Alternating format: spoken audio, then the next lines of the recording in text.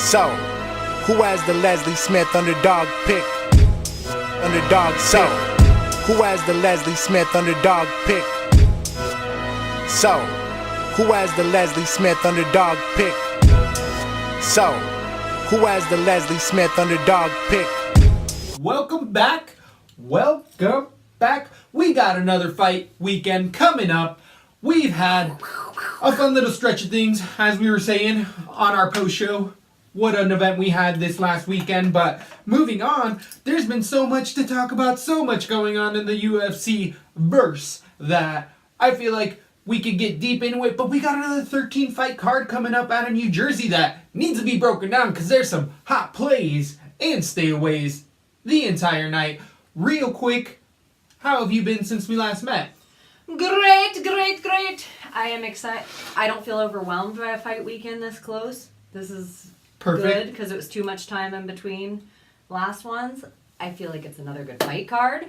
I agree. This is a quality card as well. I don't know if there's. I know we were chatting about something. Oh yeah, we were discussing the network deal with UFC. So there's been a lot of rumors, and late breaking here at LaTB, the latest information, it was correction. I was saying NBC, I believe. No, last. CBS. But CBS? I don't think we were saying it on air. I think we were actually having that conversation off air. Interesting. I don't think we said it on air. I think it was off. So there's been rumors about some of the deals, and CBS and ESPN. No, NBC. NBC, ESPN are kind of the two top people that have stood out, or two top organizations making the bids from what we've been hearing.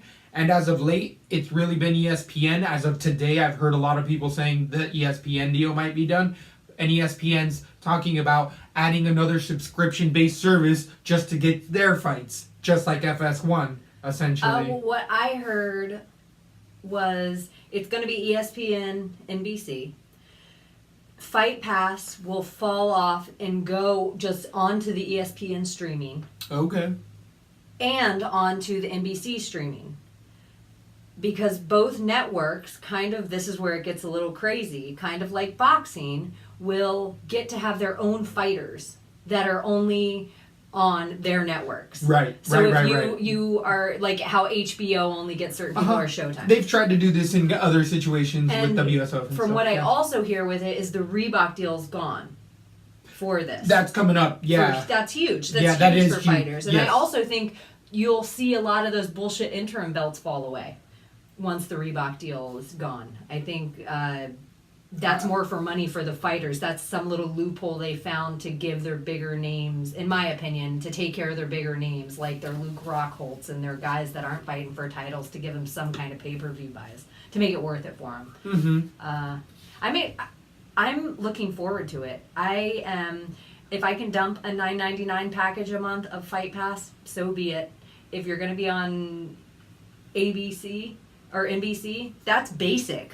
Yep. That's basic. That's just the basic cable that comes with the internet anyway to make the package cheaper. So that's on that. Then the ESPN, you could get another little ESPN package. And if you avoid the NBA or the NFL, you might be able to get a cheap little deal going. That it's cheaper than Fight Pass but Fight Pass has all the extra fights on it. I've really, as of late, started to like the progress Fight Pass has done. It's come together where I'm like, oh, this is really accessible, and look it, this fighter's about to fight. Here's a link for their next upcoming, And there won't be perfect. any more Fight Pass prelims. That's what NBC will be getting, I believe. I like all of that stuff, as you were saying. You're looking forward to that type of situation coming about in the UFC because even though change can be uncomfortable, it can also be really beneficial for everybody. That Reebok deal being one of the biggest. And the Tough House is things falling that finally out. There won't be any more Tough House, but it's ran its course. It's ran its course. It did its job really well. It's produced its champions. It's now the Contender Series is taking a huge step forward. So is Tuesday Night Fights Contender Series. What's the other thing that they're talking about making? EBI. They're doing combat jiu-jitsu. And EBI now I think has open palm. Combat jiu-jitsu is what they're... Yeah, I think they just added that to it. And even Chael Sonnen is making a sub-organization out of the Roseland where the Bean had his tenure and had a really interesting, fun matches played on YouTube. But These are offshoots. Europe has a lot of KSW. MMA world is thick right now. Well, the other thing I believe is right now, because of all of the networks and all the content is king, and the UFC has a shit ton of content, and I hope they don't get lowballed here. They really... Traditionally, they haven't, but it is new management. Yeah. Because it used to be the Zufas that always made the biggest amount of money. And NBC, though, that will bring a lot of new fans. And people that are like, oh, I don't want no common fans. I don't want that. We need it for our sport to keep growing. That's how the money comes in for our fighters. The diehards are going to be here year after year, day after day, but we're not the ones changing the numbers. We're not the ones changing the numbers. We're the ones You got to keeping get the Britney Spears fans. You got to get the Lady Gaga fans to start watching. The interesting part that I've seen as of late as well with the ratings, at Jedi Goodman on Twitter was just posting that these have been the worst years. 2017 and 18 has been rough as well, where a lot of statistics have fallen through just because it's kind of capped, as you were saying.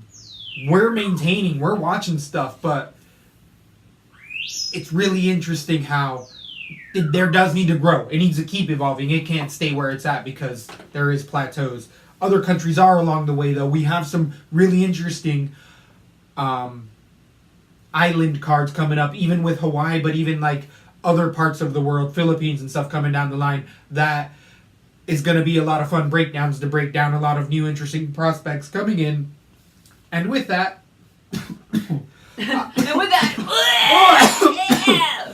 we're not going to try to choke here, but we got a huge breakdown coming down from New Jersey. New Jersey! Atlantic City. We're going to have Fight Pass, FS1, and we're going to stay on FS1 for the entire show. FS1, were we saying it before that they're kind of all stacking these mega cards all together to try to help tighten up their deal? Instead of dragging it out to 4 more weeks, they're kind of putting 2 weeks together in one. I think that's the other issue is that, which you got to think about it, the Fox deal is a little effed up anyway, is you saw the UFC save all their best fighters for their cards. Right? They're like, you can have Holly Holm. Yeah. So it is interesting it would be nice for networks to get to choose a couple of fighters that were their fighters. So every time you tuned into NBC, you might see Cowboy. Or you might see this guy or that guy, blah, blah, blah. Mm-hmm. Anyway. So, Let's starting off... break down the card. The main event is going to be Edson Barbosa versus Kevin Lee at 155 pounds, but we're going to start from the bottom of the top. I feel like we verified the order that these fights are going to go in. This time. We'll see what happens. I do think that some cards are subject to change, though, as well. And we're not in Atlantic City, Georgia. We actually know we're in Atlantic City, New Jersey. New Jersey. So, with the first fight of the night, it's at 170 pounds. We have 2 veteran fighters with Tony Martin against Kentai Ninamaki at 170 pounds. Gosh. That Lesdog is gonna be hot tonight. Out of the box. It's gonna be hot tonight, so you're gonna hear it a few times throughout the night. We're gonna try to keep it in check whatever we can, but either way, it's gonna be a fun fight night with Martin and Nakamura. Both wrestlers both tend to grind. I think Nakamura is the heavier grinder. Striking wise, they're both serviceable. Nakamura, I like his jab a bit more than Martin. We've seen Tony Martin's gas tank wilt at times. He is coming off of a 12-4 record for Martin losing against Alban Mercier in a split decision, which was a very grinding-centric fight. A lot of ground control positions. Martin really uses that American wrestling well. And Nakamura is 33-8-2, one of the heaviest experienced guys in general. Being 33 years old out of Japan, he's definitely using that Japanese wrestling and a lot of that Japanese jiu-jitsu. Remember why it's called Brazilian? It's because jiu-jitsu is from Japan originally. So he's using a lot of really interesting grappling techniques that Tony Martin isn't necessarily as used to, I think, and a lot of guys overlook it. It is a different style where the openings are created a bit differently, and that can trip some guys up. Either way, really like the forward pressure on Nakamura. Tony Martin on the ground is a beast, though. This is going to be a really ground-heavy fight. I think that Nakamura also gets the sweeps. I've kind of been leaning that way. Being first fight of the night here at LaTB, we tend to stay away. I am going to stay away. I don't see a finish coming. If there's more of a finish, it's going to be a submission, and it could go either way. I'm favoring Nakamura there on the ground a bit more. I go with the heavy grind decision Nakamura. What do you think goes down in this one? I don't have it too different from you as far as the I'm going to stay away from it factor. I do like Tony Martin's ability to keep growing from the last fight I've seen him in, and that last fight was a beast. We respect the shit out of Bob Mercier, and when I look over these fight cards, that's one of the most impressive recent victories to me. Nakamura's getting a little bit up there in age. Not that it matters so much. He should be hitting the sweet spot of his career. I think this fight could tend to be a boring fight. I think the Ric Flair factor on a scale of 1 to 5 on this might be a 4. Even though the auditorium shouldn't be very packed, I think people are going to be bored because a lot of stuff's going to be happening on the ground, really intricate, really grinding. I'm going to lean the other way, though, and give it to Tony Martin here because his victory or his loss to Bob and Mercier split, it really could have gone either way. You couldn't have been mad at the decision there. And I think he takes it back this time, but not in a crazy knockout or submission. I see it more as a Martin decision, and it could be a dirty split. Stay away from this fight. So, at 7,400 for Nakamura against 8,800 against Martin, I don't think I'm going to play Martin heavy because he has to get a finish to kind of pay that off for me on DK. And finish at 8-1? How much was he? He's 8,800. Oh yeah, once they hit 8-8, they need to finish. They need to finish, and this is going to be a decision city. Also, real quick, the Bean's coming in with a huge underdog at a plus 200 or plus 190 Nakamura right now against the minus 210 Martin. Woo! Starting off the night hot. Yeah.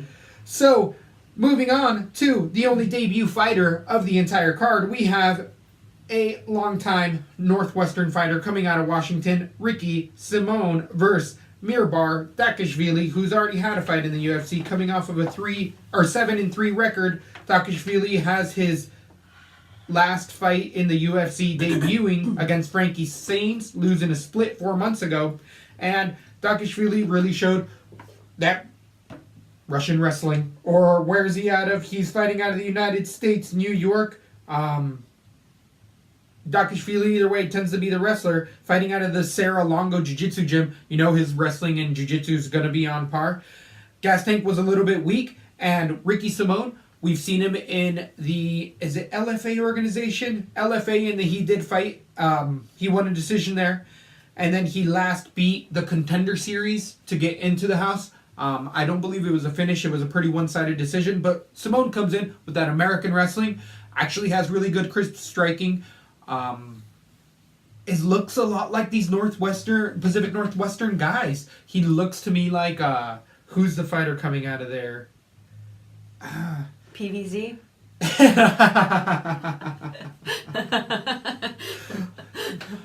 Either way, Chico Camus is a UFC veteran who recently took a step backwards and has been winning a lot of fights, and Simone got through him. Really has good fight IQ, mixes up good jabs into takedowns. On top can be very heavy. Dakishvili has a good gas tank, was a little bit hit and struck and blinded by the light against Zanes. It was his debut, and Zanes is a rough out. This is going to be a really close split of a decision. I think it's really going to stay on the ground more. If it stays standing, and Simone can keep it standing, which I think he can because he has good takedown defense in his wrestling, he can pull away a bit more. I'm going to go with Simon debuting and giving 2 losses to Dakishvili in the UFC. Ricky Simone being 12-1. I got the debut fighter in a decision, minus 170 favorite. How do you feel this one goes down? Not too much different, and I think that 170 favorite maybe should be a 110 favorite. I think this could be a grimy split, and I could really see it going either way. Both guys have okay chins. I don't know how much power Ricky has. I actually give the power to Dakishvili. That's a good call. I think Dakishvili could have a better chin. I give the ground game to Simon. Probably crisper striking to Simon. I'm going to go with Simon decision here, just thinking his output's a little higher, but I'm not going to put either guy too heavy anywhere. I would agree with that 100%. They're still very raw, both of these guys in their MMA careers. They're both fairly young in that sense. And Simon I think Dagashvili might not be young if they don't put your age up. It's like when they don't put a price on a steak. When you're at a restaurant, you're like, market price. I wonder how much that is. Expensive. It's expensive. The expensive one here, though, is going to be Ricky Simon or Simone at 8,700 against Dagashvili 7,500. That's a bit much. There has to be a finish there for a debut fighter against a tough guy out of New York. I think this is a heavy decision, heavy fight. Maybe I'll sprinkle Simone in there a little bit. Maybe even Dagashvili a bit. I feel like has a good output. Dagashvili, if you're trying to afford more expensive fighters in the night, he might be a guy to pad your card with, knowing he's going to get 40 points. At least, even in a loss. Yeah. I think that could be a good play as well. But if you've been listening to any of our show, you know that we have a heavy underdog most of the time, an underdog in life who never stops, never quits, and actually has such a huge output. If you've been following The Bean at Twitter or Lesbo in The Bean on Twitter anywhere, you're going to see us reposting stats about our girl. She's definitely champion for all the fighters. We have Leslie Smith, longtime UFC fighter. Leslie Smith honoree in why we even have that is that her output is up there against Aspen Ladd, debut fighter who won her last fight debuting in the UFC against Lisa Landsberg in a Banshee Scream TKO. Literally, watch that fight. It was because she started screaming like a little banshee, and the ref was like, holy shit, I don't know what's going on. We've never seen that ref again. Why? Because everybody in the back said, you're crazy. Kunitskaya was, what did you want her to do? She was on the ground defending, waiting for her to open up. Kunitskaya. No, Landsberg. Sorry. So, either way, Aspen Ladd is 6-0, has tons of... You just saw Landsberg getting her ass beat by Cyborg, and then it went to Kunitskaya in your head. Kunitskaya definitely was way more out of it than Landsberg, by far. So, but Kunitskaya, she made it a lot further with Cyborg. That's what I'm saying. This was... Anyway, with who cares? Ladd is 6-0, has tons of hype. She is the plus 145 favorite, has good takedowns, good cardio. Striking is not so good. Aspen Ladd tends to take a bit of a punch and really relies on getting the fight to the ground and being top heavy and landing a lot of punches. She's not scared to throw punches because on the ground she's very serviceable off of her back and on top in the jiu-jitsu game. Leslie Smith is 10-7-1. She's definitely usually the underdog, and she's won her last two. 9 months ago, TKO, standing elbow to Lemons. She beat Irene Aldana in a decision. The 35-year-old has many battles outside the UFC with trying to get the Fighters Union together, but that's a testament to her fighting spirit. The output that Leslie Smith puts into her fights, we've been retweeting a bit, and it is usually within the 40 to 50 punches, other than the Cyborg fight, which was called off early, and no, even in the Jessica I fight, she was like 20 to 30 strikes above I, and then her ear popped. Yeah. So that was those two losses, other than those two weird, she should be on a 5-5 winning streak for me. Because those are the two last ones. We know Leslie Smith gets decisions, but the finishes she has, now that she's throwing in elbows and pace that she has, young fighters like Aspen Ladd are all of a sudden going to be like, after the first round, holy shit, this lady's still in this fight. Mm-hmm. And Leslie Smith is going to be going, oh girl, mama's just getting her beak wet. We getting into it, girl. And that's where it pays off. That fact that she's an underdog doesn't matter. Does matter. I don't even care. I don't know what I'm saying. I got TKO, round number 3. This is death by elbows. Aspen Ladd's going to realize that Leslie Smith is the next level top dog in there. She's a top 5 fighter for me. A lot of people don't give her the credit she needs. I think women have a little longer longevity than we initially thought. 35 years old might be that sweet spot. I agree with you. Leslie Smith should be in the top 5 and the one She is 135. 135. 135 division. And I think another thing for Leslie Smith, she could be dangerous AF if she can get off another 10 pounds. And I think her body structure, she can get off another 10 pounds. She's pretty tall, though. But the way she carries a little around her midsection, I think she might be able to get off 10 pounds. If she could be a beast at 125 as well. I love Aspen Ladd. All this being said, I love Aspen Ladd. I think Aspen Ladd is the future of this division. She is one to watch over the next 3 years of time. She isn't a Sage Northcutt. I do think she is going to come out and do this. People are underestimating Leslie Smith like they do every time. She's going to be better in the stand-up. She's going to have sneaky elbows. Has good knees. And all this we're talking about, she's Gracie. A Caesar Gracie jiu-jitsu. And we never even see part of her ground game. So if you have too much struggle, I could see Aspen Ladd thinking she can go for a takedown here and Leslie Smith getting a submission.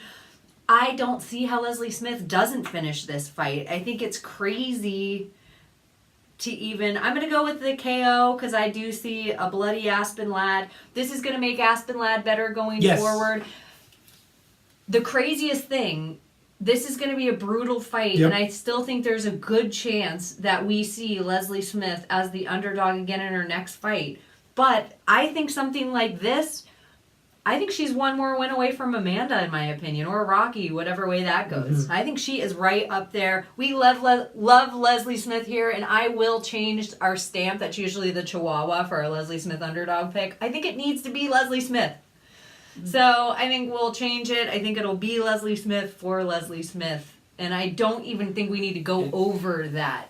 And Leslie Smith, quick tip here. Please drain your ear right before you get into that fight because you would have beat that ass if your ear didn't pop. So we know here at LaTB that only just take out some of those potential factors in there. Hypodermic needle from the feed store, stick it in there. I wrestled a good amount of time and I saved my ears with a quick prick and just to get that fluid out of there so it doesn't pop on you again, hopefully. Any last things? I'm hyped. Big underdog. Going to be on all sorts of parlays. I think there's going to be prop cheap. bets. How much is she on DraftKings? On DraftKings, we have Leslie Smith coming in as a huge underdog. 7,700 against 8,500. I just don't see Ladd getting the finish. She does have good output too. Again, I think you're spot on with this. Is going to be a brutal fight. Both the ladies are going to get cut, but when push comes to shove, Leslie Smith shows that she keeps going. Leslie Smith. Oh, I thought you were milking. That was squirting out of cat milk. I know. I don't know what I was doing. Boom, boom, boom, boom, boom, boom, boom. So, on to the next one. We got another hyped fight. Patrick Cummings versus Corey Anderson. This is going to be a potential fight of the night. I don't know if people really believe me in that because we have two of the chiniest guys in the division at 185, or 205, I mean. Both of these guys. Let me start actually with 9-4. Corey Anderson is coming off of a 2-fight losing streak, getting just stiffened up with jabs and or left hooks. Pat Cummings being hurt in every single one of his fights. At 10-4, Pat Cummings is definitely lost to Teixeira and Nogueira TKO, but in his last two fights versus Jan Blachowicz and John Galante, split decision. We've really seen Pat Cummings get away from that striking style because I feel like he's starting to realize that his chin can't take those type of punches anymore. Corey Anderson's only knocked out a few other chinny guys, and he can do that here. He's that athletic of a guy. Corey Anderson, also an outstanding wrestler. Out of the two, I would say that Pat Cummings may have the higher credentials, being DC's training partners and whatnot, against Corey Anderson, still nationally ranked wrestler. Though in fights, I do feel like Pat Cummings uses that wrestling way heavier than Corey Anderson. Corey Anderson actually gets taken down more often than you would think at such high wrestling credentials. Corey Anderson can, though, defend the shot enough and land that one punch. I think this is a potential fight of the night because either guy can go out with a cricket farting in that ring, next to the ring, and that's why it's a potential for knockout of the night, because if one of these guys goes to sleep, Corey Anderson goes to sleep with one punch more often than Pat Cummins. I think Pat Cummins stays in there and is wobbly for a little while, and then you have to keep going to finish him. But the guys that knocked out Corey Anderson are monster one-punchers. True. Jimmy Manuwa and OSP. And I think OSP actually caught him with like a head kick or something. Or It was a left hook off of the run. Corey Anderson turned and ran like, I'm getting out of here. And OSP just threw that like 3 left hooks and one finally caught him and he...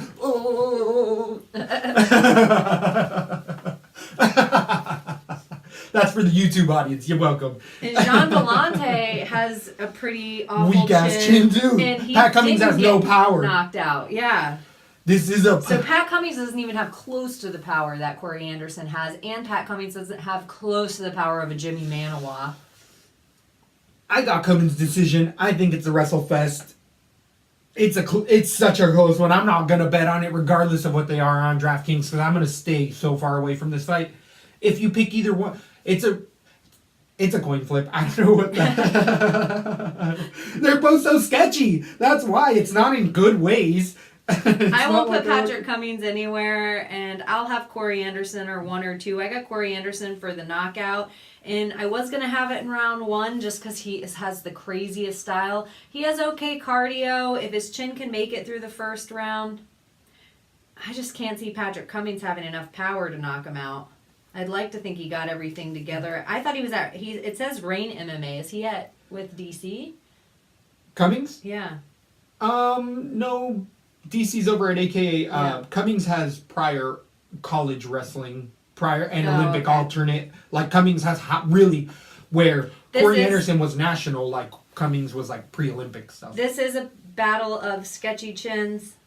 I'm going to go with Anderson, KO round 2, and I think he is going to be playing it a little different because of the 2 fight. He doesn't want to get that third and be out of the UFC, that I think he knows he needs the win, so he's going to be a little smarter going into this fight and not just be so reckless, whereas I think Patrick Cummins is feeling himself a little bit from his 2 wins. And so I'm going to go with Anderson, KO round 2, and I think that's a little underdoggy. Oh, it's near even right now. It is near even. It's the favorite right now, or Anderson. Anderson's the favorite. Whoa! The Bean coming in with another underdog with Pat Cummins. Woo! What a fun night. Last time we were doing anything like this, it was a fun last week of fights, because that's how recent it was. On to... Last time we were doing this was a week ago, and it was still fun. And it was still a good time. CR Baderzari at 170 pounds versus Luna Chagas. This is a fucking barn burner. I've made some money on Baderzari. He's heavy-handed. One of the fun stats that I do know about Baderzari coming out of that Netherlands, even though he used to be the Afghan killer because he was fighting out of the Middle East, was a high-level wrestler and has really evolved to be a okay striker with... He's good. He's not good anywhere specifically, but where he really excels is in those transitions, where I say guys lack a lot. That's where he does really, really well. He's very just naturally has a good fight IQ. People that know Baderzari in the gym are always saying this guy is absolutely nuts. With what I was saying before, the fun stat is at the UFC Center. Zaire Baderzari. Sihar Baderzari. Bahadurzada. Either way, his eye twitch reaction muscles is the highest that they've ever tested. This is the guy who, when something's coming at him, doesn't think or has the least amount of thought process. He just reacts. That's where he gets a lot of his finishes, is striking. He uses that striking or heavy overhand right to get into that takedown and use wrestling to then, when people are standing up to get up off of the ground, he throws punches that hurt people. And that's that transition where he excels, where people are not expecting it. His last fight was actually at 185 pounds against Wilkinson. He was an underdog there, ended up finishing him. Baderzari has unique power and strength, as well as a lot of people say. With all that, I like 15-2 Chagas. Chagas' takedown defense has gotten much better as we've seen him in the UFC. He last beat Jim Woodhead, who was released from the UFC 10 months ago. Prior to that, Chagas lost to Eric Silva via submission, which is a bit dicey because Eric Silva is one of those mega fades. Chagas lost a split decision, or it was turned over to Marias.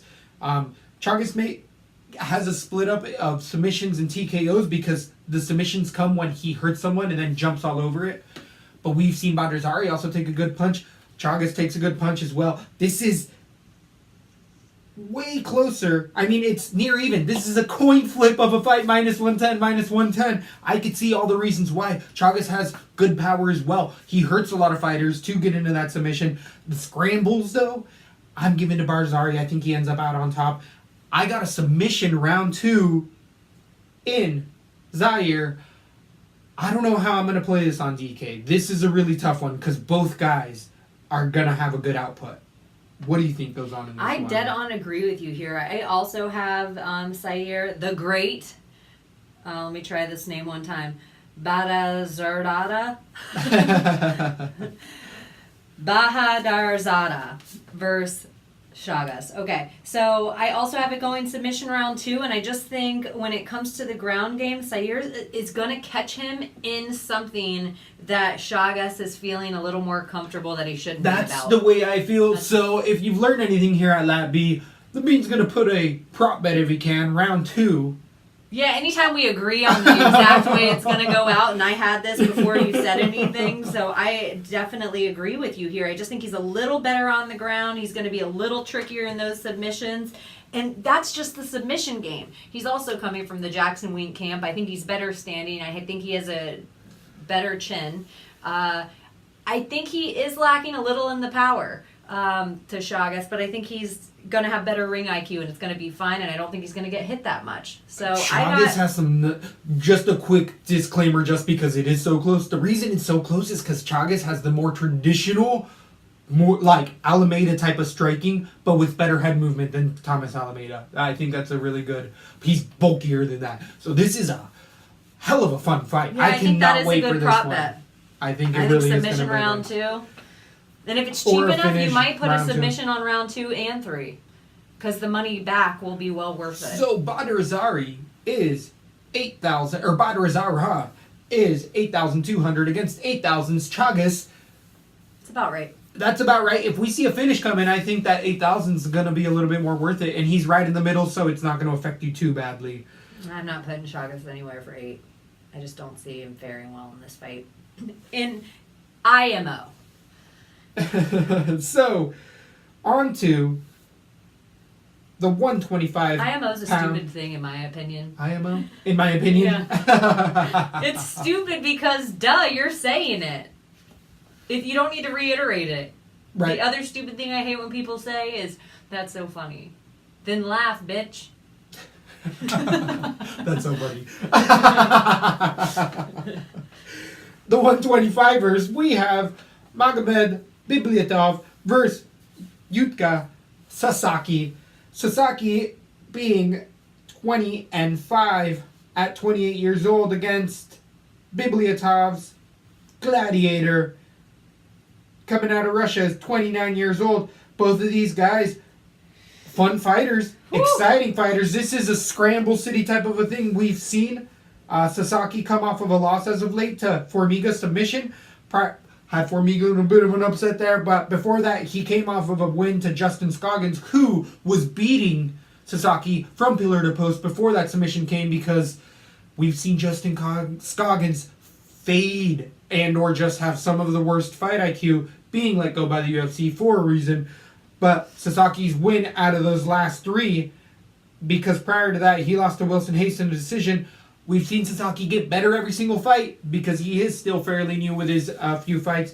Bibliatov coming off a 14-1 record, only losing to Moraga to TKO 6 months ago as a Leslie Smith underdog pick, being a plus 450 for Moraga. Bibliatov is definitely has a high pace when he can get there. People are saying chin is a little bit suspect, but people are underestimating Moraga's power, especially in that left hook. But we did see if there's an opening, Bibliatov on the exit does keep his hands down because he was overconfident in where he needed to be. He does like to keep it flashy and upright when he can. He does some of that spinning stuff. Sasaki is really long though. What is he, like 5'10"? 5'10". And with a 71-inch reach to the 65, he uses that length well and is evolving really well. This is a really interesting fight. The ground scrambles, Sasaki gives people trouble in because he's so long and gangly. Bibliotov can work with people that big, so it's not going to be too weird for him. The striking-wise, I'm going to give the edge a little bit to Sasaki. The flash submission-wise, I think Sasaki gets as well. I got Bibliotov decision. I don't like that minus 340 price, especially after what we saw him before. He has all sorts of accolades out of the UFC, but push come to shove time, he's already faltered once. This is a big step. He got his first L ever in the UFC. Is he going to come back from it? Not an easy fight. That decision, I just think, is overpriced. I'm not going to put him much places just because I'm not that confident. And on DK, we'll see what he goes. How do you feel this one goes down? I got a decision. I'm going the other way on this. I had Bibliotov up until probably 3 minutes ago.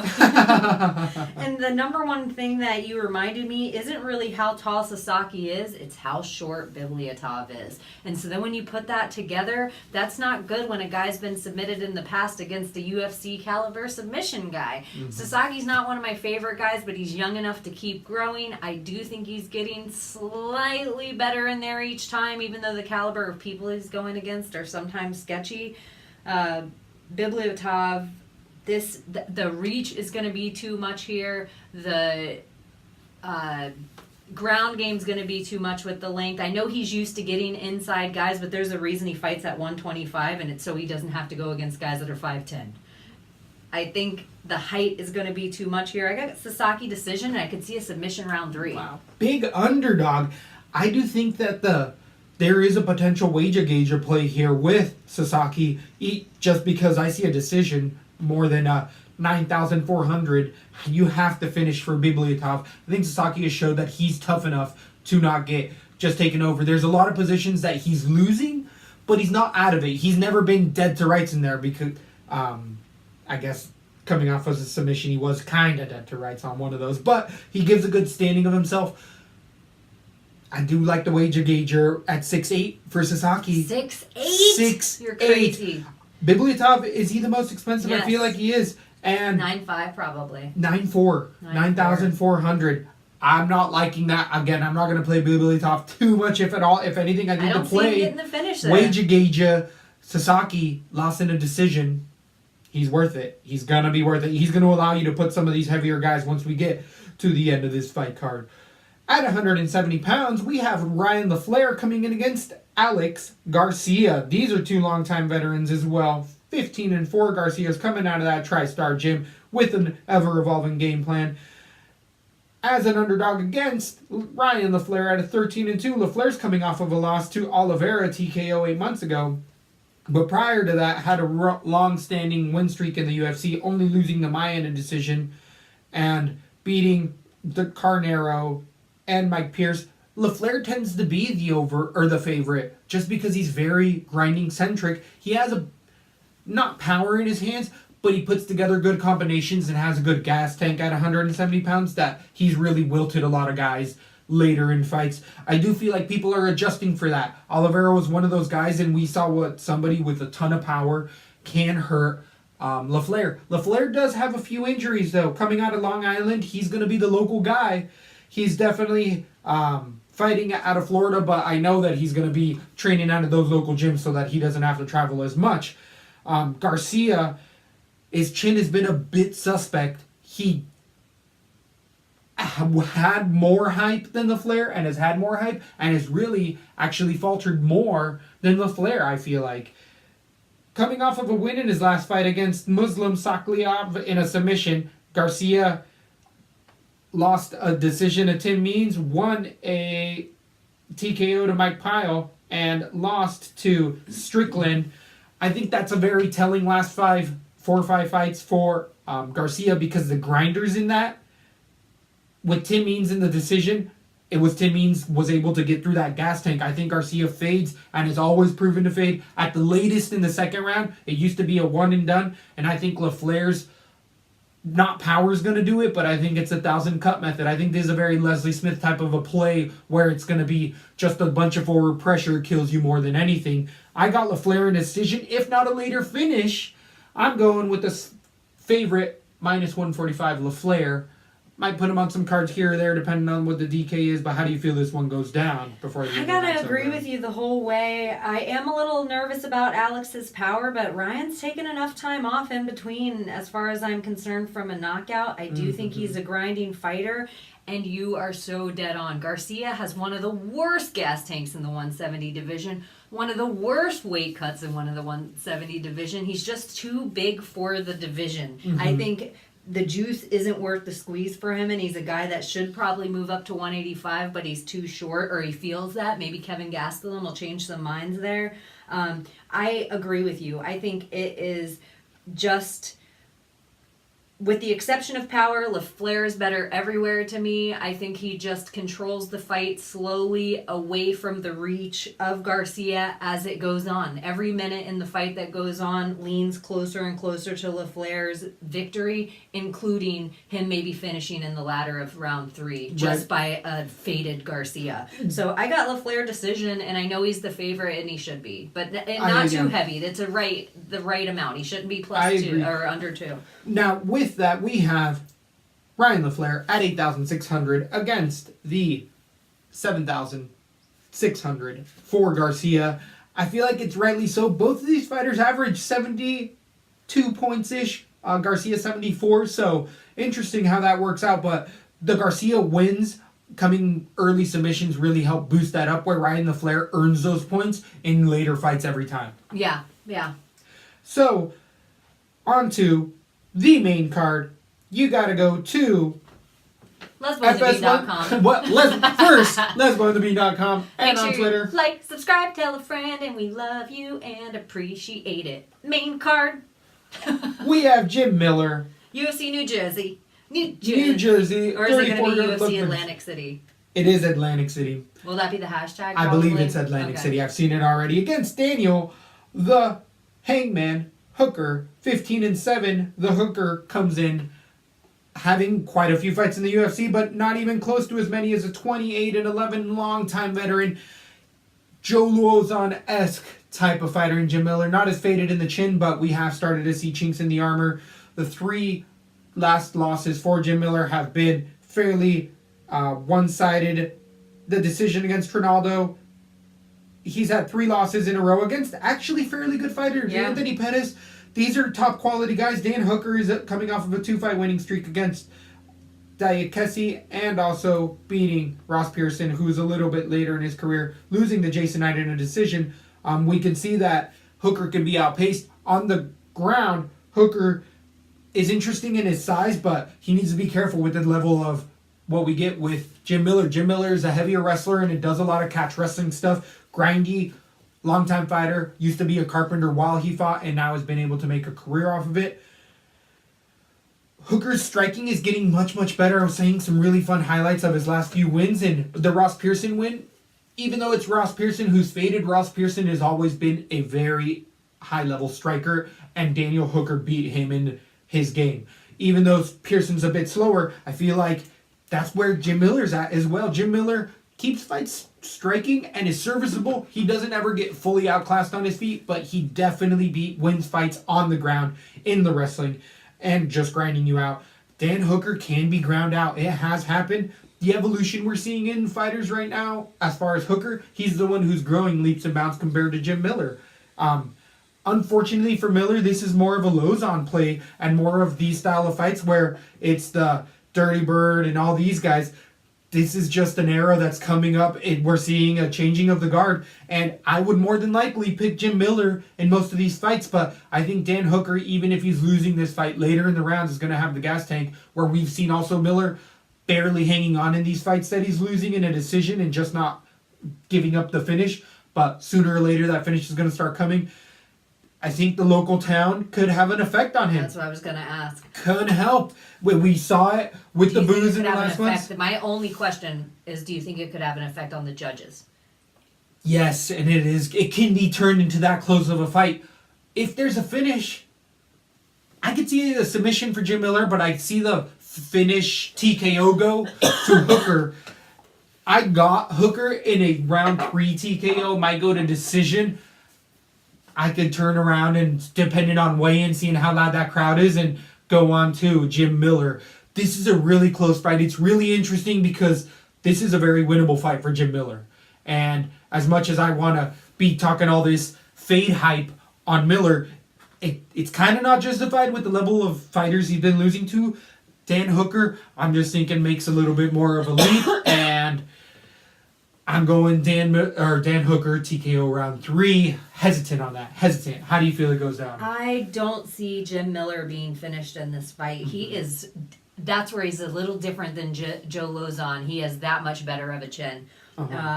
I think he's that much better than Ross Pearson. I do think this is a changing of the guard moment, and I do have Hooker decision. That makes me super nerve-wracked because if this is even close questionable, if Jim Miller comes out and wins one round on this, the judges could give it to him. So I think, even though I have Hooker decision, so I'm agreeing with you, play it on your DraftKings, the judges could screw your night over. And I don't know about New Jersey judges. I don't even know what rule set we're playing in New Jersey. Good point. If New York's anything of a... New York always gives us a sketchy commission. I think New Jersey's a little better because they've been doing it out of there a little longer. I got Hooker decision. I like his output, but I don't know if I'm going to like his output for how favorited he's going to be on the DraftKings. Dang it. Got him! Dan Hooker, 9,200 against Jim Miller's 7,000. I could kind of see Jim Miller as a wage gager. At Jim Miller 7,000? has a high punch out, or not high like Leslie Smith, but he probably... Good takedowns. He has a lot of them, too. He throws them in when he knows to. He has good fight IQ. He knows how to play the long game. With 28 wins in the UFC, yeah. Dan Hooker at 9-2 is a little steep. And off 3 losses, you got to think Jim Miller's going to go in with an entirely different game plan. But we don't know if he's going to go in and try to play up the hometown crowd for an exciting fight, thinking, I don't care if I get knocked out, because Jim Miller's funny AF. So, who knows? Do you think that this is Jim Miller's retirement fight regardless? In his hometown? It's your hometown. I think he's one of those guys that does need to just... He has a fun social media presence. Agreed. Follow him at Jim Miller. He does a lot of fun macho man stuff. Yeah. I really, really like it. I got Hooker decision right now, but I just think Jim Miller is definitely a live underdog, and I think he would be a good guy to put on a parlay. He could blow your parlay up. Either way. He could make it all the money or none of the money. But just because of the hometown lean... A factor. Just because of the hometown lean, I got Hooker decision. The 135ers are going to be showcased in the main event as well, with Brett Johns versus Aljamain Sterling. The fresher fighter or newer fighter amongst these two is definitely Brett Johns, coming in with a 15-0 record, last beating Joe Soto in a calf slicer 4 months ago. Prior to that, Albert Morales, he beat in a decision, Kawak in a decision, and was the champion of Titan for a bit while. He's had some of the biggest hype coming in from England. The 26-year-old fighter is a good striker, has good Muay Thai, has a good pace. On the ground has now showed us, even with Soto, that Soto is a ground specialist, and he took the leg game to Soto and caught him. Johns is a very sneaky... He's had other tricky submissions, even in the LFC Titan stuff. Events. Aljamain Sterling is a guy, the Funk Master himself, with a 14-3 record, only losses coming in the UFC. He's also going to be the local guy coming out of New York. He's out of that Serra-Longo camp. Aljamain Sterling, though, coming off of his last loss being a heavy knockout, one of the worst knockouts that you're going to see in a very long time, 4 months ago. This is something that LaTB regularly warns people to stay away from. This is too short of a time frame, especially for that devastating of a KO. Many people have said that were there and or tweeted him dabbing afterwards and him being at the hospital for hours later, still not knowing what was going on. 4 months from that, you're coming back. Chin didn't used to be so suspect. It's really getting tested now, especially with these short fights. whoever's telling him to take a fight in 4 months, I don't know if it's because it's local and he's like, I don't care what happens, I just want to fight in my hometown. Kind of might be one of those situations, but I know that Aljamain has definitely gotten alongside with Ally Akinta and started a realty company / estate thing going on as well. I think he should work on that for a couple more months and then come back. Brett Johns is too dangerous of a guy in general that having such a flaw like a chin that might be suspect just due to time constraints and just because you want to fight at home is putting yourself in a really bad spot. Aljamain Sterling tends to wrestle a lot, likes to strike, but has been proven that he can get outstruck. So I think this goes into the, I thought it was going to be more of a decision for Johns, but I really am hating that nasty-ass finish that just happened 4 months ago. I got Johns TKO round number 1 because Aljamain's going to eat those first few punches and be like, whoa, my head's not under, my legs aren't under me, where he used to eat it a lot longer. Not anymore, especially this short time frame. How do you feel this one goes down? I have to agree with you. I had Aljamain Sterling just having a little more time inside the octagon, winning by decision here because of him being such a local guy coming out of New York. The more I think about it and the more you pointed out that, I switched it to John's KO round 2, but I can see it going. I'm actually going to switch it to submission round 1 because John is a super smart guy. He has tons of power in his hands. If not, he doesn't have Mariah's juiced up power, but it's just saying. It's so technical. Yes. He's so much more technical. He does have a I good think strike. if Mariah's, I think Mariah's had that brutal knee. I think John's, he's kind of more of he's a crisp striker, and then he's patient enough to then take your back or do a tricky submission. Mm-hmm. He's not going to just try to keep beating you just to do that point. I like where Johns is going in this sport, and I do not like Aljamain taking the fight. I got John's submission round 1, and he has crisp hands, better striking, better technique than Mariah's. I just don't like that head being wobbled so close. I feel like I have not been blinded by the hype or tried not to be because I've picked against John, I feel like, in his last few, and he, especially against Soto, I had Soto as a big underdog there, and interestingly enough, the 15-0, are we being blinded by the hype? Is this another Adesanya moment, or is the hype true? I have to say, I've never picked wrong with Johns. Interesting. So definitely gone the whole way. It's that chin. If it was any other fighter, maybe there's or Aljamain Sterling in it another 4, 5, 8 months from now. But on to the middleweights. We have a 185-pound bout. David Branch versus Thiago Santos. This is definitely a fun one. The 21-4 David Branch is a champ coming out of the former WSOF. Coming in against 17-5 Thiago Santos. Santos is coming off of a 4-fight winning streak, finishing most of those fighters. Jack Marshman he finished, Mershard he finished, Hermanson he finished, and Anthony he just finished 2 months ago. That was a brutal fight as well. If I'm going to talk any shit on Aljamain Sterling and coming back to quickly, I feel like Thiago Santos had one of the nastiest cuts I've seen in a while after that Anthony Smith fight. He was wobbled multiple times. That was a fight of the year candidate. They were both going back and forth. Maheta, though, also coming in with one of those worst tattoos, adding on more and more. He has heavy hands and legs, kicks to the body incredibly well, hurts people to the body, and then lands that overhand right to the top. Definitely a Muay Thai guy, but if we've seen a chink in that armor, Eric Spicely proved it with a ground game, and guess what David Branch does? Shoot right on you, take you right to the ground, and beat you in position there. David Branch's chin has definitely been tested and not come out well. Against Rockhold, he lost that submission because he was hurt 7 months ago, but he's taken time. Branch has come back off of that loss 7 months. I like that time frame. Branch, he tried to fight UFC Orlando, though. He was going to fight Luke UFC Orlando and then lost the fight because Luke got the belt contendership over in Australia. Right. So I don't like those double fight camps. That always makes me nervous. Especially with a little bit, with a 36-year-old fighter to the 34-year-old Santos. Santos, though, 2 months, and he's turned right back around. That cut's barely healed. what I was going to say with Branch is he makes dirty-ass fights. He does. David Branch has boring-ass fights because he stays on top.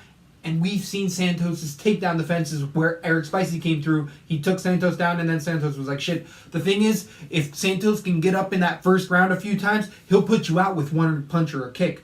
So this is, dare I say, more of a coin flip than people are making it out to be. I think Branch should not be overlooked here. The minus 220 favorite, Maceta, is a little much. I'd see the finish because every time Branch is in those dirty fights that he wins is because he's rocked and he goes to that wrestling in order to... He's a Gracie level black belt. That's not easy to come by, like on the ground positionally, and he has okay takedowns enough to get you there. I'm going to go with Maceta, TKO. I have Branch decision right now. And I had it earlier this week. Branch, I don't think it goes to decision. That's a crazy... Just because it's a submission... Branch has the better cardio. Yeah. Better takedowns. Yeah. Better takedown defense. Yes. But and then... He gets hurt in every one of his fights. Thiago has better power. Uh-huh. Better striking. Harder striking. Yeah, and I'd say better. That Muay Thai is cleaner. Better striking. Yeah. Better kicks. Okay. It's like they're the three opposite things of each other. It Stylistically. should be closer. I see Thiago Santos still being a favorite, but Branch is being undervalued here. By far. It goes Santos to knockout round 1 or 2, or Branch submission round end of 3 or 4. Because I also think Thiago, Branch has way better cardio here. Leaps and bounds better. Thiago doesn't need it as much. So with the last 4 fights I said, of those 4 fighters, 3 of them are strikers with Anthony Smith, Hermanson, and Marshman. Anthony Smith just more of a reckless guy, but the other two classically trained kickboxing guys. The only wrestler that officially he's Spicely, and we saw what happened once someone was able to get Maceta to the ground. He's said that he got that back together, and again, those strikers weren't able to get him down. I do think that Anthony Smith did land a couple takedowns and make it longer into like second or third round due to that. And actually, it was a dirty-ass fight. I don't like that short notice if I'm talking shit again, as I was saying on Sterling. Gotta say it about Macetas too, as well. I got Branch decision in a huge underdog. I had decision. I went to TKO, going back to decision. This is way closer than it should be. The value's just there for Branch. It really is. Thiago's going to have... Oh, it's not even going to a 5-round fight. Why don't nope, we there's a 3-rounder. I was like looking at it like it was the main event. Oh, it's 13. It's know. 13 deep. I see everything you're saying, and I think there's good value in it. I have KO round 1 for Thiago right now. I do not think he should be a favorite as he is. I just think if Luke Rockhold can get... I'm not impressed by Luke Rockhold. So if he can get inside, so can Thiago Santos right now. Oh, I see everything you're saying here. It's a close strikes. Jotko, he went to decision. That is not Chin. I'm going to change it to Thiago Santos KO round 2 right now. But I see everything you're saying, and I will not let him ruin all my cards. I will not put him everywhere. I actually think, both fighters could ruin your card easily, but Branch, in my opinion, with Leslie Smith, there's no reason I need to put David Branch on anything. So with David Branch at 7,300 on DraftKings against the 8,900, I do think that the value's right there. I do think that Branch shows all the way around. It should be an underdog, but I think that Branch can shine here because stylistically, it's very advantageous once that takedown is applied. Yeah. On to the big boys. We got the heavyweights coming in. Justin Willis against Chase Sherman. Justin Willis 6-1 against Sherman's 11-4. Sherman's only faltered in the UFC, losing to Ledet in a decision, losing to Walt Harris in a TKO. Walt Harris, you heard it. Then he rattled off a couple wins against Grabowski in a decision and a TKO over Coulter, but last losing a TKO 4 months ago to Samuel Abliakov. dang, Balloon tight. these European guys, Abdurakhimov. it's a global sport and it's fun, but dang, you testing a brother. You're testing a brother. Is Shamil? He seems like. Shamil, Is that Russian? I believe he was Russian. somewhere out of those Caucasus Mountains. But either way, with Willis, he is coming out of the Racist. AKA at 30 years old, Caucasian 6-3 heavyweight fighter. This is not going to be a hate crime. Sherman is coming off of a short camp where he was finished like multiple other fights on this card. I am not liking the trend we're seeing here. I don't like these short notice fights that these guys are having. They need more time. But is this kind of a testament that they're just like, I don't care if I get knocked out. I need money. I need money. I need to get paid. You're going to put me on TV. I don't care. I'll take the fight. Justin Willis has good striking. Out of that AKA, he's wrestling with Daniel Cormier and all of those other heavyweight beasts. He's also a wrestler who has transitioned into more of a striker because on the ground, he can get to where he needs to be. Didn't he look nerve-wracking in his last fight, Yes. though? I did not like him. I did think... At heavyweight, they all have power. We Yeah. always say that. Chase Sherman tends to be the... traditionally the boxer, but he's been outboxed, out-kickboxed multiple times by a lot of people. He's susceptible to that overhand right and getting trapped with that overhand right. Willis will throw that, but what Willis does is throw a lot of flying knees as well, even when he's tired. But Willis will gas a bit more, even though I think he uses that wrestling sense and can win decisions if needed. Chase Sherman, though, just looked like a punching bag to Shamil, and I think that again is going to happen with the short notice. There's just... with all of the Twitter stuff that Chase Sherman has really backed off, I think he's been training in a camp, and that's a good sign for him. But I think it's just too short notice, especially with the type of power that all these men possess.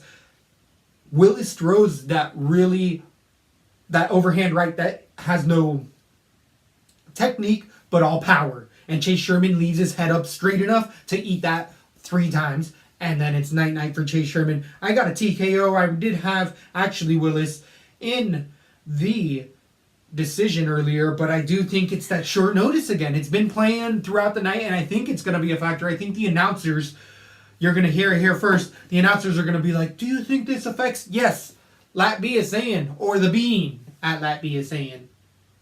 Short notice fights affect the fight. Justin Willis, TKO, round 1. It's all about that chin. And Sherman is showing that it's not there sometimes. Gosh, I'm win one, lose one with Sherman. Yep. Justin Willis sketched me out in his last fight, and he wasn't going against a guy that was the caliber of Chase Sherman. The thing I remember most about Chase Sherman is he has a great takedown defense, and I think that's where Justin Willis is supposed to shine in his takedown. Chase Sherman has super long legs, so when he sprawls him out, he doesn't get taken down as much. I think he's going to have better cardio here. I do believe Justin Willis has a better kickboxing, but I think, and it's that 82-inch reach advantage over Sherman, who is a significantly taller guy. Or I guess not really significant. He's only an inch taller. I don't know why Justin Willis seems short to me. Why do I... I agree with that, but like, maybe he seemed like he was just... like 5'9", but maybe he was just in there against a monster last fight. I think this fight is closer than people think, and I also know the short notice. I think that's just what the heavyweights do at this lower. Most of them have a ton of fights by the time they get in that upper echelon. I think this is closer than people think. Everyone has Willis for a knockout, and if it even goes close to decision, I don't see how Willis can win that. Interesting. I think that Willis can change the dynamic of the fight more than Sherman can. Sherman has never shot a takedown, and if he's even attempted one, he bends at the waist and grabs. We're seeing Willis training with Cormier. Like, it's just not going to work, and it's going to turn into desperation wrestling that he doesn't have. Chase Sherman, though, coming in at a 6'9", 6,900 on DraftKings against the 9,300 Willis. I do think that finish comes. I got Willis. I'm going to put him on a few, not everything, because heavyweight's going to heavyweight, and I do think that this has a potential for decision. I'm letting you sway me, but I got Willis decision. I don't know. I was about to say, the heavyweight's heavyweight when it turns into just a kickboxing decision against the fence for 3 rounds. That could very well happen. But this is purely based on Cormier. Purely. So I'm going to go ahead and do a ground and pound round 3 for Willis. I'm doing all this on air, but I think Chase Sherman is... I think there's a little bit of money to be made on him. And so Cormier, as of late, has been helping Willis get ready for this training camp, I guarantee it, because he's training for Stipe. And I said, heavyweight. even though Dominic Cruz teased DC, I thought his body looked good on air. Yeah. I thought he looked like he was in good DC shape. That's a real bear coming at you, not weakened by the weight cut. And he came in winning the heavyweight division. Either way, that's a fun one. We got so many fights down the line. I'm moving it to round 2. You're talking me into it. Woo! On to the co-main event. We have a rematch that nobody wanted to see, but as of late, with all the short notice fights coming through, it's been a staple of this podcast. We have Frankie Edgar coming in at 145 pounds against Cub Swanson. The first time it went around, Frankie Edgar beat the living daylights out of Cub Swanson. Cub never had a chance in there. The boxing was there for Frankie the whole time. The wrestling defense on the ground, the transitions. I mean, it was a style. It was a 10-8 rounds potentially in there for Frankie Edgar. So the fact that this was remade so shortly after the loss, Cub Swanson has had 4-fight winning streak prior to that, and as of late has only lost to Brian Ortega in a submission. Frankie Edgar, being 22-6, has lost 2 out of his last 5 to Brian Ortega and to Jose Aldo in a decision. But if you're not Jose Aldo or the champ or the potential champ, you're getting styled on. Yair heavy-sided Frankie Edgar. Stevens, that was Chad Mendes was a TKO, but prior to that, we know what we get with Frankie Edgar. He's top 5 gatekeeper. If he's not the champ, he's the guy you have to beat to get to that next shot. Brian Ortega just did that. Cub Swanson isn't going to be able to do that potentially. The thing that I really hate with this is the 1-month knockout. First time Frankie Edgar's ever been knocked out in his life. When's the last time we saw this? Michael Bisping. What happened? Gassed him. He got finished horribly. I would have Frankie Edgar all the way around 1,000,000% because he's already proven that Cub Swanson isn't in that level. And in the time frame at both of these guys' advanced age in the UFC, they're not changing their styles dramatically by any sense whatsoever. You get what you get with either fighter. We would have seen the same fight over again, potentially, if it was Frankie Edgar on an 8-month camp or something like that.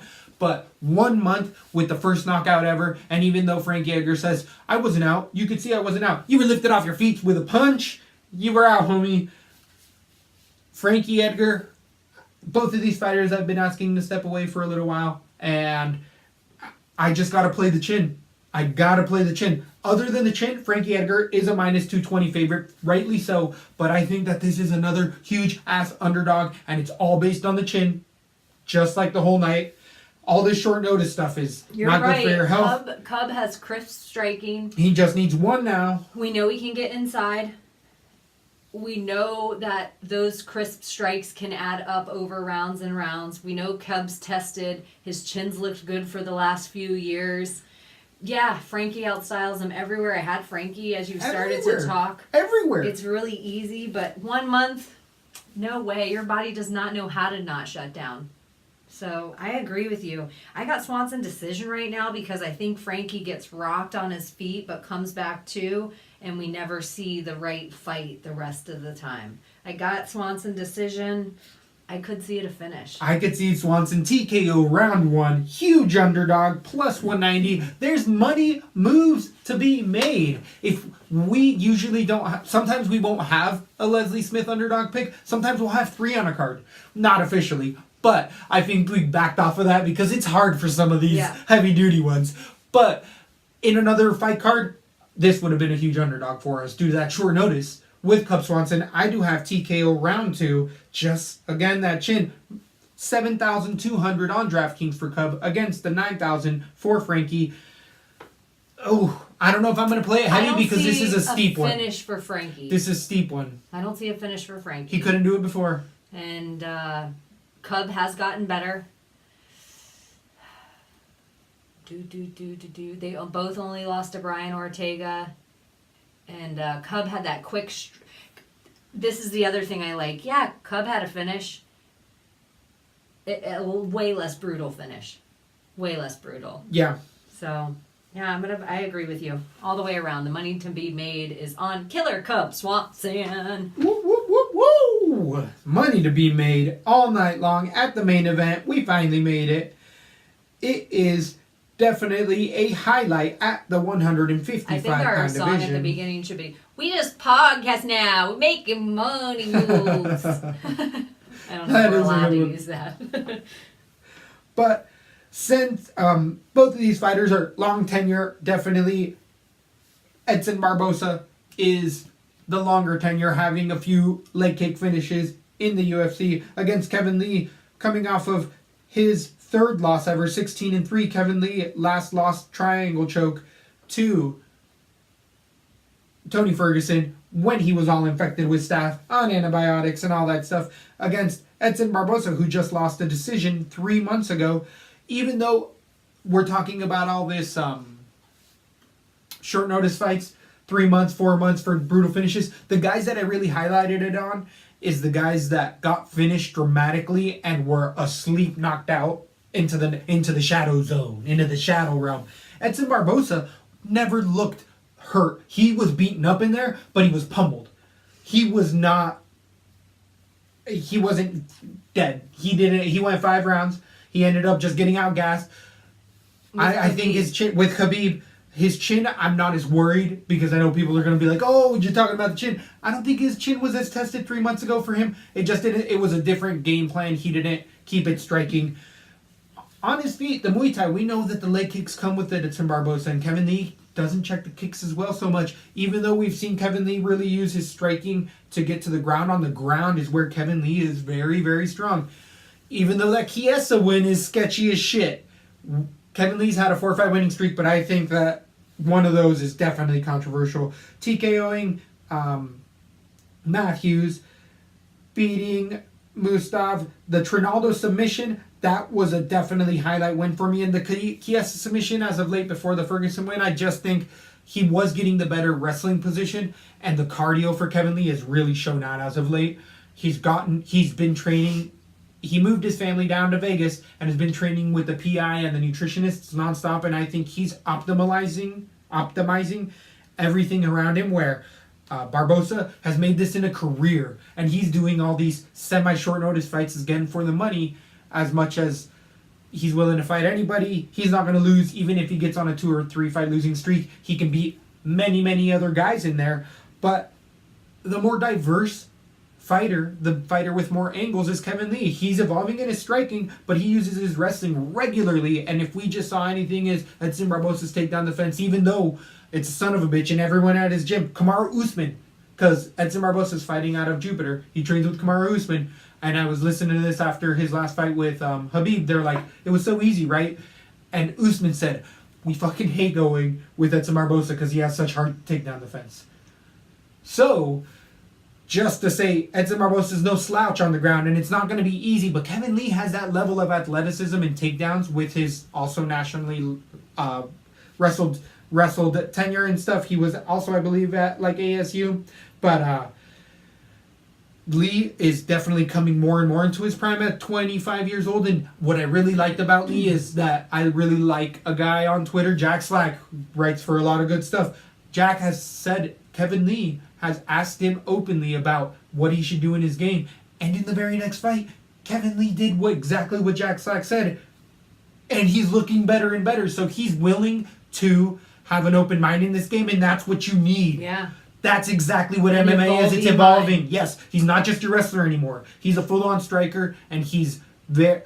Should that be what's on our wall? Evolving MMA. Yeah. We talk about the evolution because it doesn't stop here at LaTB. We never stop. Can't stop. Won't stop making money moves.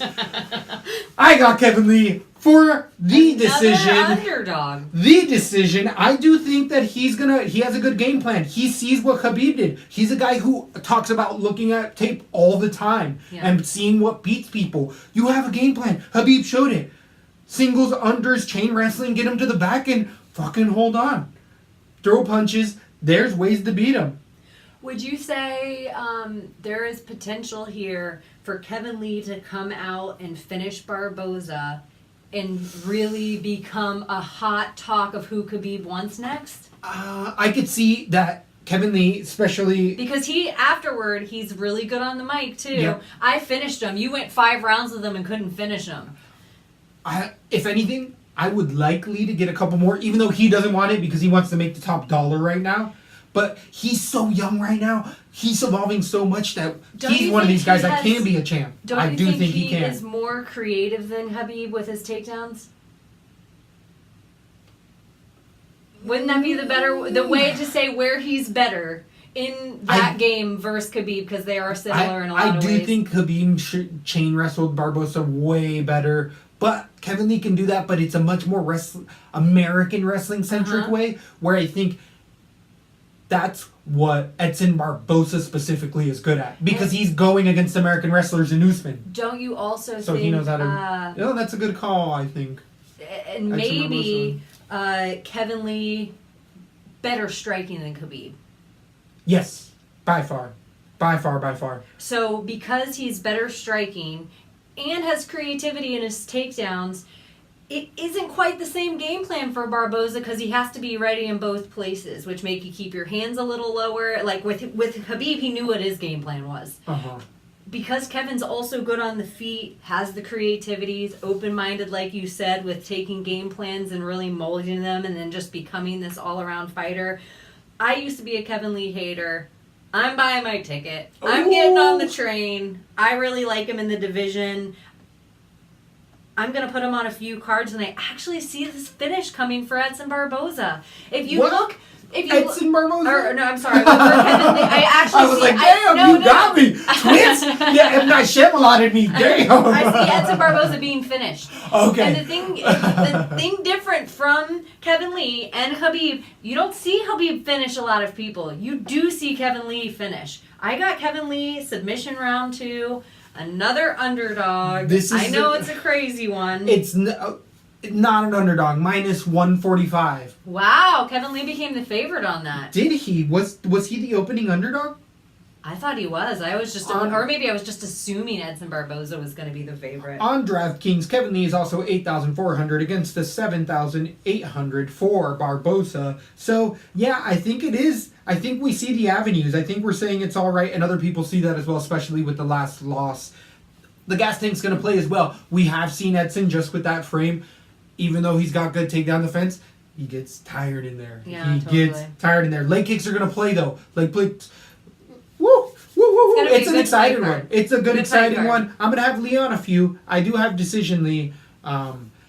I can't wait for this weekend. It's going to be all over your Fox affiliates and Make whatnot. sure you're opening up on the Twitter at Lesbo and the Bean to get the latest up-to-date stuff if you care about parlay, or even if you don't even gamble at all, but you just are curious if your favorite fighters fall out beforehand. So thank you guys. We love you. Lesbo the Bean! Who has the Leslie Smith Underdog Pick? Who was the Mexican dude and the lesbian chick? Everybody say you mean Lesbo and the Bean. Who's that out there living they dream? Lesbo and the Bean. Who's that still smoking all the green? Lesbo and the Bean. Come on y'all, let me hear you scream. Lesbo and the Bean.